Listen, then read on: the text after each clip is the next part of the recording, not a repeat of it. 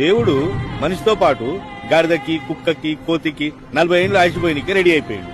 అప్పుడు కుక్క దేవుడా అసలే కుక్క బతుకు, రోడ్డు మీద తన్నులు తినుకుంటా బతకాలే, 40 ఏళ్ళు వద్దు, 20 ఏళ్ళు వాపస్ తీసుకో చాలు అన్నది. అప్పుడు దేవుడు ఓకే చేసిండు, కుక్క థ్యాంక్స్ చెప్పి. మరి గాడిద సేమ్ టు సేమ్ దేవుడా మూటలు మోసే గాడిద బతుకు 40 ఏళ్ళు అవసరమా అన్నది. 20 ఏళ్ళు వాపస్ తీసుకో అన్నది. దానికి దేవుడు ఓకే చేసిండు, గాడిద థ్యాంక్స్ చెప్పి. ఎంబడే కోతి ఓ మై గాడ్ చెట్ల మీద పుట్ల మీద 40 ఏళ్ళు కోతి బతుకు నాకెందుకు, 20 ఏళ్ళు చాలు అన్నది. దానికి దేవుడు ఓకే చేసిండు, కోతి కూడా థ్యాంక్స్ చెప్పి. ఇక ఈ మనిషిగాడు ఉన్నాడు కదా, నువ్వు ఇచ్చిన ఈ 40 ఏళ్ళు ఏం సరిపోతాయి, దేవుడా నా కూటా బెంచని కాళ్ళు విసుకుడు మొదలు పెట్టిండు. ఈ కాలు విసుకుడు తట్టుకోలేక దేవుడు ఏం చేసిండు, గాడిద 20 ఏళ్ళు, కుక్క 20 ఏళ్ళు, కోతి 20 ఏళ్ళు, మొత్తం 60 ఏళ్ళు, 100 ఏళ్ళు పోసి మనిషిని భూమి మీద దించిండు. అప్పుడు మనిషి థ్యాంక్స్ చెప్పిండు. 40 ఏళ్ళు మనిషి లెక్కనే బతికిండు. దా తర్వాత 40 నుంచి 60 కుటుంబ బరువు, పెళ్ళాన్ని పోషించాలి, పిల్లలను పోషించాలి, పిల్లలను స్కూల్లో దించాలి,